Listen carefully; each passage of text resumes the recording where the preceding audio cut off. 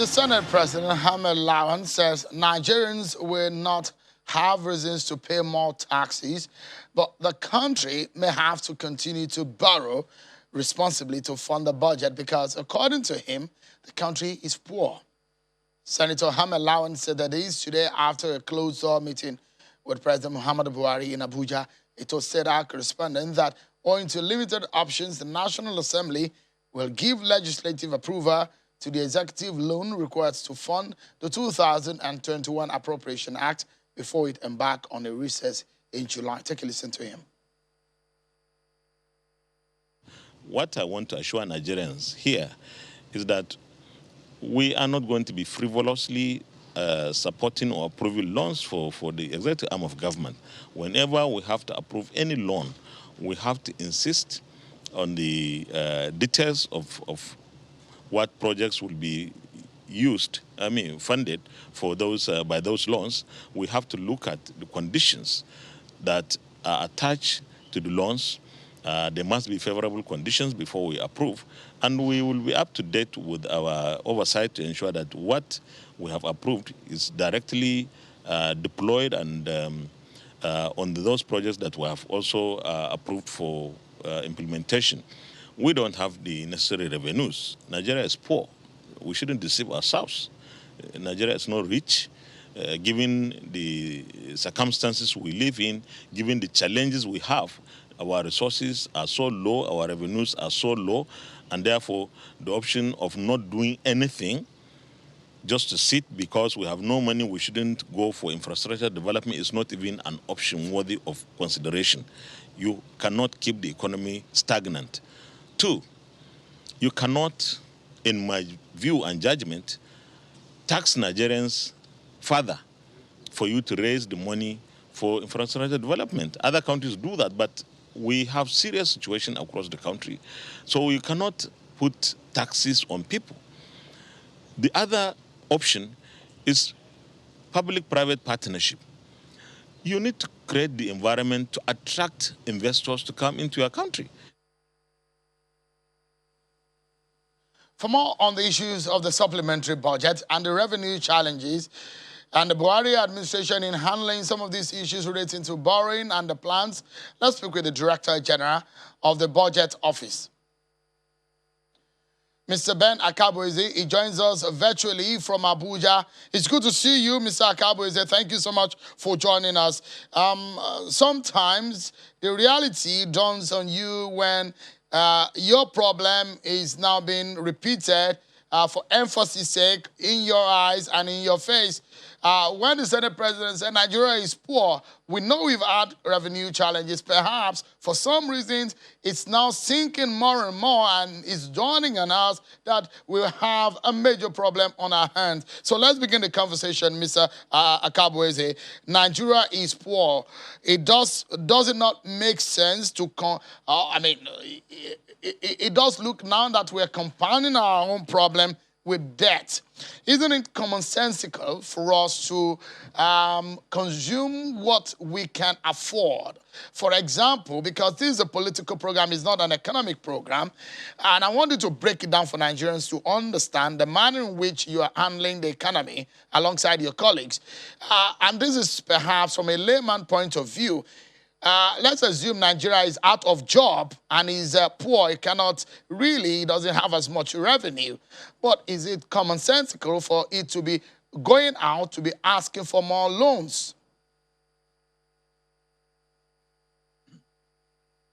Well, thank you, Sheung. First of all, I think that it's important, first of all, for that point to sink in to Nigerians that we're not a rich country. We're a potentially rich country.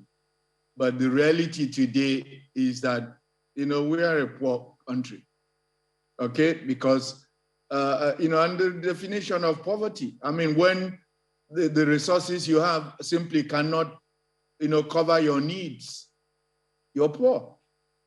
But you see, at the level of individuals, sometimes the decision as to what to do is easier, okay? You don't have enough You can beg if you can find where to beg, you can whatever, you can make certain decisions. You just, you can decide not to eat, go hungry, fast, starve, whatever. But at the level of the nation, it's perhaps not that straightforward. Because at the level of the nation, for instance, government has certain mandatory obligations.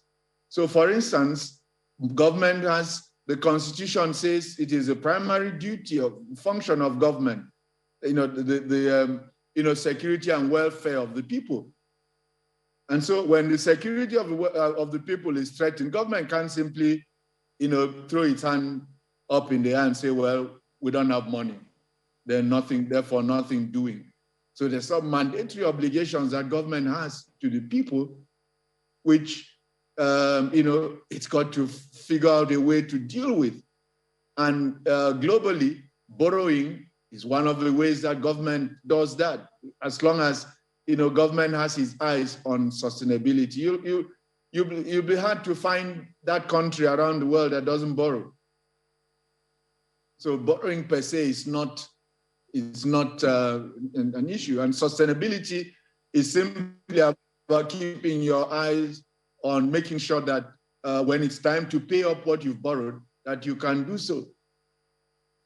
Because, I've heard this from the debt management office, the head of the debt management office. I've also heard this from you. I've heard it from the minister that, look, it's not the debt that is a problem if we are still within a cap that is reasonable. But it does look like you pay the debt with cash. We have a revenue problem. That means we are low on cash. Revenue is dwindling, and we have an increase in debt. And realistically, Mr. Kabweze, if you look at it, and the handling of the Buhari government, as of 2015, our debt profile altogether was around the region of 12 trillion. But now in 2021, it's over 30 trillion. It's more than double. And it brings fear to the minds of Nigerians. You said we are potentially rich, and you pay debt in cash. Well, first of all, Sheung, some of that growth is simply, exchange rate translation. So if you owed $1 billion in 2015, and say the exchange rate was, just for illustration's sake, 200 naira to the dollar, that $1 billion would be $200 billion. Today, without adding any dime to how much you owe, if the exchange rate is 400, that same $1 billion will be, 400 billion naira. And on the face of it, it will seem like, in naira terms, your debt has doubled. So I'm just saying this is part of the explanation for this, the foreign currency component of the debt. Okay. In naira terms has the same, but it's also, true that government has taken on substantially more loans since 2015. First, there was the recession of 2016, 2017. As you will recall, in 2015, oil prices tanked, and leading up into 2016. And that triggered, a recession for many oil-producing and oil-dependent economies. And we weren't an exception, and so that created a need to borrow. When an economy goes into recession, and that's part of why I was saying that how nations act sometimes not necessarily the same as how an individual would act. In a recession, nations tend to act counter-cyclically. In a recession, when you find yourself in a recession, what you suggest is, okay, I don't have much money, and therefore I shouldn't spend. But the time-tested way to get out of recession is what is called spending your way out of recession. All right, So you but actually Mr. then Kabuism, yeah, find sorry, that it makes apologies to cutting into your line of thought. Please hold it for a moment because we're due for a break. But when we come back, you explain more to us about the need for this government to borrow. Obviously, there more has been borrowed. The question is, can we sustain it? Is it commonsensical for us to continue in the trajectory in which we're going? And we are testing the pulse of our pockets, our revenue, and our loans tonight. Don't go anywhere, everyone. We'll be right back. Thank you so much, everyone, for staying with us right here on Politics Today on Channels Television. Let's get back with the conversation. Our focus is drew from what the Senate President said. Look, that Nigeria is poor, but he says we must continue to borrow. So for a moment, you say, hey, don't we need to take a break on this borrowing, because it does look like we've gone double the amount we borrowed, or where the profile we were at in 2015, and now we are way over the 30 trillion mark in our debt profile. But Mr. Kabuizi is the Director General of the Budget Office of the Federation, and he has been speaking to us on this matter. Let me allow you to continue on that trajectory you were on. You are explaining the reasons why we got into where we are. Well, Sean, before the break, I was just explaining that, when the economy went into recession 2016 to 2017, the response was to try and spend our way out of recession, which is, that is classical economics. And so in the absence of the revenues, we resorted to borrowing. And thankfully, we got out of the recession, in quick order, and, launched the economic recovery and growth plan. But while we were still in the growth phase, the recovery phase, before we could actually hit, significant growth, COVID-19 came again and basically took us back into recession. And so each of these interactions have meant that your capacity to generate revenues were diminished. But at the same time, you have requirements. When COVID hit, it took away your revenue generating capacity, but it left you with a health problem. You're not going to roll over and say to your citizens, sorry, we don't have money, so you can all go and die. So government had to come with a 500 billion naira COVID intervention fund. This was not part of what you had planned to spend in 2020. So, but what started as a health a health crisis very quickly snowballed into a major economic a crisis, only compared to what the world witnessed back in 1929, 1930, in the Great Depression. So again, you've got to walk your way out of this. Having said this, however, okay, our revenue challenge, yes, the recession, COVID-19 have compounded it. But the truth is that we've had what you might describe as a systemic revenue challenge. We've had this revenue challenge has been with us for a long time. It's been with us for the past couple of decades. We just haven't dealt with it as we should. We haven't focused enough in the times when we should on taxation. We haven't focused enough in optimizing yield from our national assets. So today we find ourselves as cash poor but asset rich. And you were talking earlier about how an individual will respond when an individual finds themselves going through a bout of poverty, but they have assets. The rational thing they will do is try and sell down some of the assets to generate cash. But again, that's the difference between the individual and government. Government, especially in a democracy, has to listen to the people and to respond. the general sentiment of Nigerians now seems resistant to selling some of what they call national, assets. So again, government is being a bit tentative about, going in that direction. But certainly, it's something that we must consider. You can't be asset rich, be cash poor, and only resort to borrowing as an option. All right. There is only a limit to which we can borrow, and so we must at this point seriously begin to look at the options of generating revenues, of cutting costs that we need to cut, and selling assets that we don't really, that are not that core to our existence as a nation, and which we can do without and generate some cash, even if that cash is reinvested in creating new forms of assets that are strategic, or in investing in our human capital that down the road will actually then yield greater returns for us.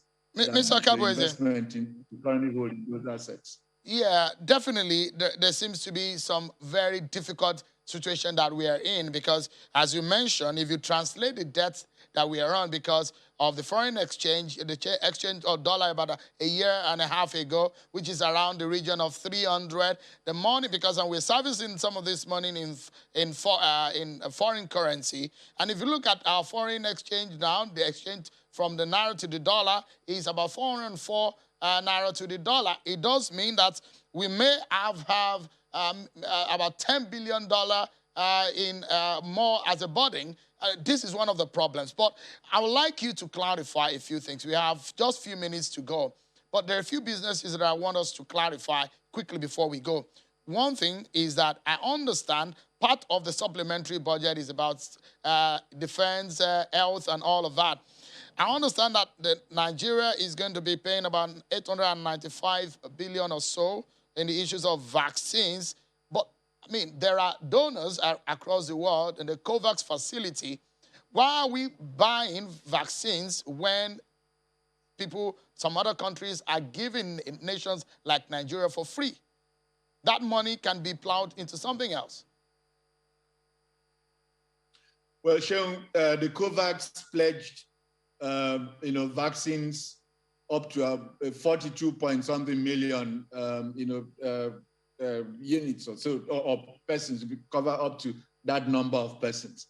But COVAX has only been able to supply Nigeria 3.94 million units of vaccines, and there was no firm commitment as to when it will come, because the vaccines they were supplying Nigeria were coming out of India, AstraZeneca, and when India hit its crisis, India embargoed exports on vaccines until they vaccinate a target percentage of their people, and so there's no exports of the AstraZeneca. And so what COVAX doesn't produce the vaccines.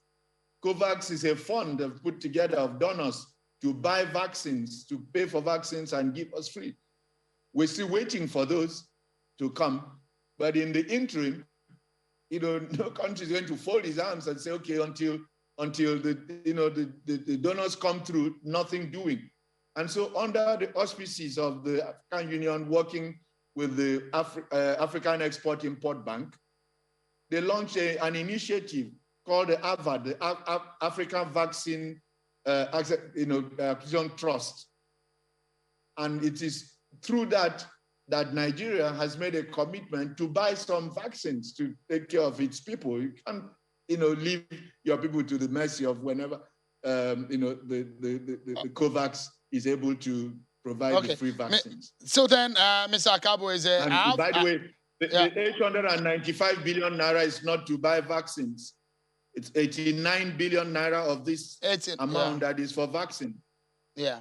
So let me I have two questions, and quickly, I'm being told I have just about 60 seconds to close. If you can help me quickly. The first thing, one of the headlines today is the fact that our petrol smuggling has risen to about 42 million, and it does look like it's jacked up the consumption of our petrol, the liter that we consume daily, and the stories are saying that subsidy has risen to about 150 billion monthly. How can we solve this problem? So we are not subsidizing other people while Nigerians are suffering. The only solution to this problem, and I do recognize that it's a tough one, but the only solution is to get rid of this subsidy. Price petrol at the international price, okay, and get rid of this subsidy, even if it means that we then take whatever additional resources. But Mr. Kabweze, you are government, you are part of government. You should be the one getting rid of it. We should be asking you, when are you getting rid of it? Well, Seun, as I said, this is a democracy, and so government listens to the people. You are aware that Labour says they are not having any of it. Different interest groups, the CSOs, everybody says they're not having any of it. Government can't simply get up and announce whatever. So government is engaged in consultations about how best to do this, without creating dislocations, especially for the poorest and most vulnerable segments of the society. We are totally out of time, Mr. Kabweze, and they're rolling the signature tune on me right now. But this is very important for you to help me tackle before we go.